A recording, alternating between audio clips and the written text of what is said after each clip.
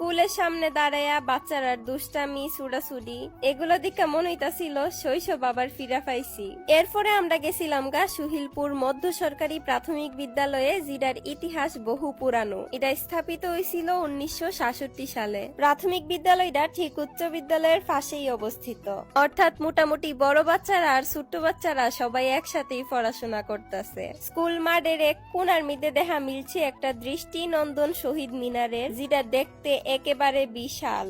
এখানো দাঁড়ায়া নিজের অনেক ক্ষুদ্র মনে হইতাছিল। এই শহীদ মিনার হালি সৌন্দর্যের প্রতীক না, বরং আমরার ইতিহাস, ভাষা আর আত্মত্যাগের স্মারক। পুষ্কুনির আরেক পাশে আছে সুহিলপুর ইসলামিয়া দাখিল মাদ্রাসা, যেটা স্থাপিত হয়েছিল 1977 সালে। মাদ্রাসার পরিবেশটা ছিল একবারে শান্ত, পরিচ্ছন্ন আর প্রশান্তিময়। আশেপাশের মানুষরা আন্তরিকতা এবং ভালোবাসা মনে দাগ কাটতে লাইছে।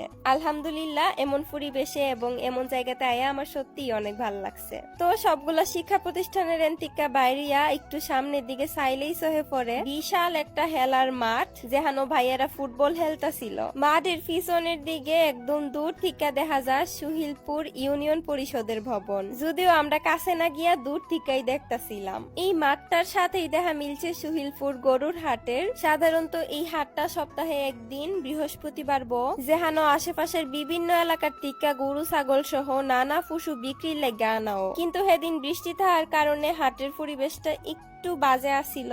আর আমরা গেছিলাম একদম সন্ধ্যার একটু আগে আগে, যার ফলে আমরা খুব বেশি গরু এখানের মধ্যে দেখতে পাইছি না।